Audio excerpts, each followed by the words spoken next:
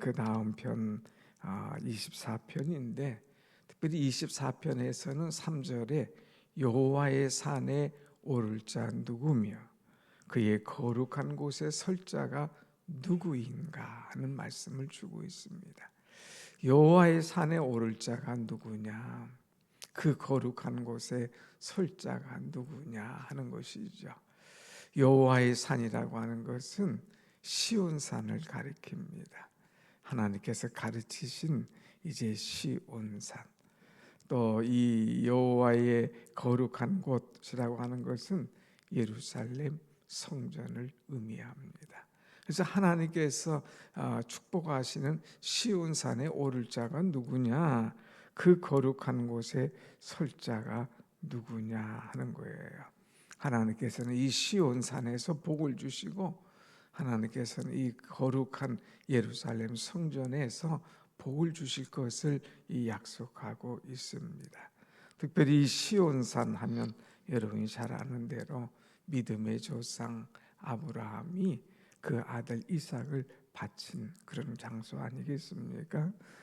그곳에서 독자 이삭을 제물로 바칠 때에 하나님께서 아브라함은 됐다, 이제 내가 나를 경외하는 줄 알았노라 이렇게 말씀하신 다음에 내가 네게 큰 복을 주고 내 씨로 말미암아 천하 만민이 복을 얻으리라 하는 말씀을 주신 곳이 바로 이 시온산이죠. 그러니까 하나님께로부터 복을 받는, 하나님께서 복을 주시는 그 시온산, 여호와의 산인 것을 볼 수가 있습니다. 그래서 아브라함이야말로 최초로 이 산행을 한 사람이에요. 여호와의 산 시온산에 올라서 하나님께서 주신 큰 복을 받는 그런 사람이 된 것을 우리는 알 수가 있습니다. 그런데 이 시온산, 이 복 있는 사람은 아무나 이 시온산에 오르느냐 하는 것이 그렇지 않습니다. 이제 하나님께서 복 주시는 사람, 하나님께서 은혜와 축복하시는 사람, 그런 사람들이 이 여호와의 산에 오를 수가 있는데, 이 여호와의 산에 오르는, 이 축복의 산에 오르는 사람은 어떤 사람이냐 하는 거예요. 우리가 축복의 산에 오르기 위해서는 4절 말씀을 하나씩 살펴볼 의미가 있습니다. 4절의 말씀을 한번 보겠습니다. 시작. 곧 손이 깨끗하며 마음이 청결하며 뜻을 허탄한 데 두지 아니하며 거짓 맹세하지 아니하는 자로다. 아멘. 아멘. 여기 보면 먼저 손이 깨끗하며 그랬어요. 손이 깨끗하다고 하는 것은 이제 모든 행실이 깨끗하다 하는 것을 의미합니다. 손이라고 하는 것은 그 사람의 인격 전체를 의미하는 것이죠. 그래서 이 인격 전체가, 그 행실이 깨끗한 것을 가리켜서 손이 깨끗하다고 얘기하는 거예요. 그래서 손이 깨끗하는 것은 깨끗한 인격, 깨끗한 행실, 깨끗한 이 삶 전체를 가르쳐 주는 것이죠. 누구든지 불의를 행하던 사람이 이제 나 손 씻었어 이렇게 얘기하는 것은 나 이제 그런 거룩하지 않은 일 행하지 않아, 나 이제 그 더러운 일, 나 옛날의 사람이 아니야, 나 손 씻었어 하는 것은 행실이 깨끗하다고 하는 그런 의미죠. 그래서 우리는 더러운 행실을 이제 회개하고 이제 깨끗하게 살겠다 하는 의미로 손을 씻었다고 얘기하는데, 이 하나님의 축복에 오르는 사람은 손이 깨끗한 사람이에요. 깨끗한 인격, 거룩한 행실의 사람이 하나님의 축복의 산에 오를 수가 있다고 하는 것입니다. 그래서 야고보서 4장 8절 보면 죄인들아 손을 깨끗이 하라 그랬어요. 우린 다 죄인이야. 그런데 이제 손을 깨끗하게 해서 거룩한 삶을 살아라 하는 말씀이에요. 또 디모데후서 2장 20절 이하의 말씀 보면 큰 집에는 금그릇도 있고 나무 그릇도 있고 질그릇도 있는데, 그런데 여기서 쓰임받는, 귀하게 쓰임받는 그릇은 어떤 것이냐, 곧 깨끗한 그릇이라고 했어요. 깨끗한 그릇이 주인의 쓰심에 합당하고 주인에게 귀하게 쓰임받는다고 했습니다. 그래서 우리는 나 자신을 항상 깨끗한 자로 만드는 것, 이것이 중요한 것이죠. 두 번째는 마음이 청결하며 그랬어요. 축복의 산에 오르기 원한다면 마음이 청결한 그런 사람이 되어야 됩니다. 우리의 모든 삶의 분야가 하나님의 주권 아래 있습니다. 하나님의 주권 아래 있는 사람은 이 마음이 항상 청결해야 돼요. 그래서 모든 것이 순수해야 됩니다. 겉으로 볼 때는 그 행동이 괜찮아요. 겉으로 볼 때는 이제 부드럽게 또 선량하게 행하는데, 속으로는 날카로운 칼이 있다면, 속으로는 막 이를 갈고 있다면, 그것은 이제 마음이 청결한 사람이 아니에요. 청결한 사람은 항상 겉이나 속이나 깨끗한 사람을 이제 가르쳐 줍니다. 그래서 우리는 이 늘 청결한 사람. 그래서 주님도 산상수훈에서 첫 마디가 뭐예요? 마음이 청결한 자는 복이 있나니 저희가 하나님의 나라를 볼 것임이요 그랬어요. 마음이 청결해야 하나님을 볼 수가 있다. 아무리 유리가 깨끗해도 이제 더럽혀져 있으면 밖을 볼 수가 없듯이 우리의 마음이 깨끗해야 하나님을 볼 수가 있는 거예요. 죄로 가득 차 있으면 하나님을 볼 수가 없거든요. 내 마음이 정결하면 하나님을 보게 된다고 하는 것. 세상 사람들은 마음이 청결하지 못하고 자꾸 이 세상을 쫓아가요. 뭐 요즘은 이제 선거철이 돼가니까 권력을 쫓아가요. 뭐 그냥 물질을 쫓아가요. 또 사람이 인기를 쫓아가요. 그래가지고는 청결할 수가 없습니다. 마음에 청결한 사람은 이런 세상을, 권력을, 인기를, 사람을 쫓아가는 사람이 아니라 전적으로 하나님을 신뢰하고 하나님을 붙잡는 사람, 이 사람이 바로 청결한 사람이죠. 여러분, 날마다 여러분의 마음을 청결하게 해서 하나님의 산에 오를 수 있는, 축복의 산에 오를 수 있는 그런 믿음이 여러분 가운데 임하기를 축원합니다. 아멘. 세 번째 보면 4절 다시 한번 읽어봅시다. 4절 시작. 곧 손이 깨끗하며 허탄한 데 두지 아니하며 거짓 맹세하지 아니하는 자로다 그랬어요. 뜻을 허탄한 데 두지 아니하며, 축복의 산에 오르는 사람은 뜻이 분명한 거예요. 거룩한 뜻, 은혜의 뜻을 따라가는데 뜻을 자꾸 허탄한 데 두어요. 뜻을 자꾸 세상에 두어요. 뜻을 자꾸 하나님 기뻐하지 않는데 뜻을 두는 그런 사람들, 이런 사람들은 결국 불법을 저지르게 돼요. 이런 사람은 곧 하나님 기뻐하시는 일을, 기뻐하지 않으시는 일을 행한다고 하는 것입니다. 그래서 뜻을 허탄한 데 두지 않는 사람이 곧 이제 하나님께서 기뻐하시고 축복의 산에 오르는 자다 하는 거예요. 마지막 하나 더 한다면 거짓 맹세하지 아니하는 자로다 그랬어요. 축복의 산에 오를 수 있는 사람은 진실한 사람이에요. 진실한 사람. 거짓 맹세하지 않는 사람. 어떤 사람들이 하나님께 맹세합니다. 맹세를 자꾸 얘기하는 사람은 스스로 거짓말하니까 자기의 거짓을 가리려고 맹세를 자꾸 주장하는 거예요. 그런데 여러분, 이제 거짓 맹세하지 아니하는 사람은 축복의 산에 오르는 사람. 내 말하는 것 한 자체가 진실이에요. 내가 말하는 것 그 자체가 은혜예요. 내가 말하는 것 그 자체가 이제 하나님 앞에 항상 인정받는 말을 하는 것이죠. 그렇기 때문에 굳이 맹세하지 않아도 이제 진실한 그런 약속을 지키는 행위가 우리 속에 있다고 하는 것입니다. 사랑하는 여러분, 우리는 하나님의 축복의 산에 오르기 위해서 날마다 진실하고 또 날마다 거룩하고 또 뜻을 허탄한 데 두지 아니하고 마음이 청결하고 늘 손이 깨끗한 그런 삶을 항상 이루어가는 여러분과 제가 되기를 간절히 원합니다. 아멘. 자, 그런 사람이 5절 말씀 보면 같이 봅시다. 5절 시작. 그는 여호와께 복을 받고 구원의 하나님께 의를 얻으리니 그랬어요. 그런 사람이 하나님께 복을 받는다. 우리가 3절에서는 여호와의 산에 오를 자가 누구냐, 그 거룩한 곳에 설 자가 누구냐 하고 질문을 했잖아요. 그 사람은 손이 깨끗하고 마음이 청결하고 뜻을 허탄한 데 두지 않고 거짓 맹세하지 않는 자다 이렇게 얘기했는데 그 다음에 바로 이어서 그런 사람은 하나님께 복을 받는 사람이야. 그런 사람은 구원의 하나님께 의를 얻으릴 것이다 하는 거예요.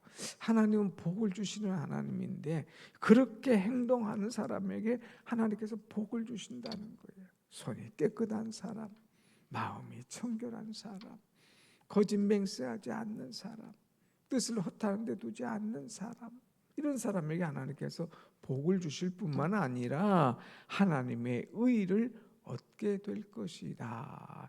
하나님의 의를 얻는다. 이걸 어떻게 해석을 해야 될까? 의라고 하는 것은 관계를 이야기합니다. 하나님과의 관계. 하나님을 꼭 붙잡고 있어요. 나는 어떤 일이 있어도 하나님을 놓지 않아요. 하나님과의 관계가 바로 돼 있어요.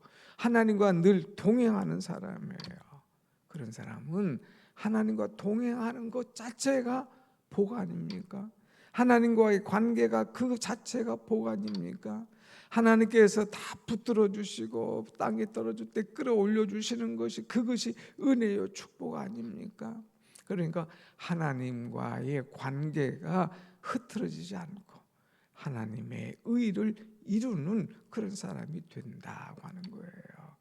이렇게 손이 깨끗한 사람은 하나님과의 관계가 잘 될 수밖에 없어요. 마음이 청결한 사람은 늘 하나님과의 관계가 바로 되기 때문에 하나님이 보이는 거예요. 죄인은요 하나님이 안 보여요. 죄가 가득하니까 하나님이 안 보이니까 자꾸 죄를 저지르는 거지요. 근데 깨끗한 사람은, 청결한 사람은 하나님이 보여지는 사람, 뜻을 허탄한 데 두지 않는 사람, 맹세하지 않는 사람, 그런 사람은 하나님께서 복을 주시고 하나님과의 관계가 잘 되는 그런 사람임을 우리는 볼 수가 있습니다.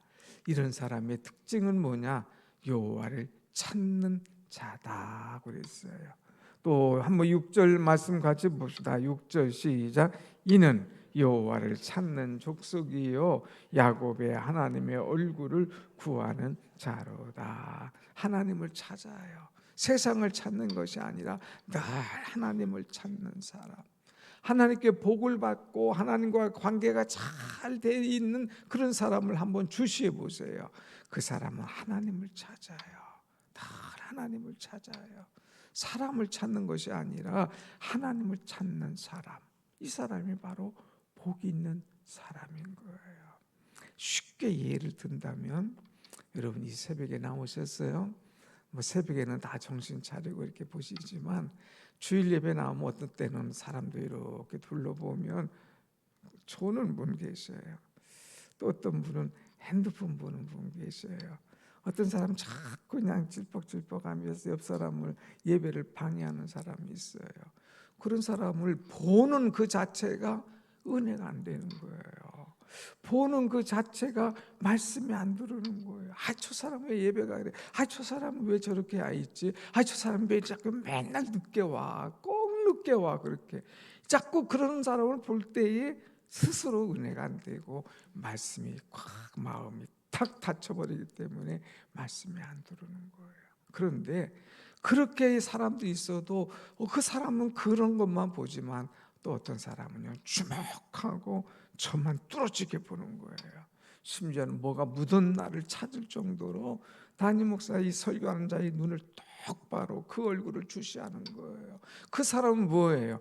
여호와를 찾는 사람이에요. 오늘 무슨 말씀을 주실까? 오늘 나를 어떻게 깨트릴 것인가? 오늘 내 완악하고 교만한 마음을 어떻게 말씀을 통하여서 두들겨 주실 것인가?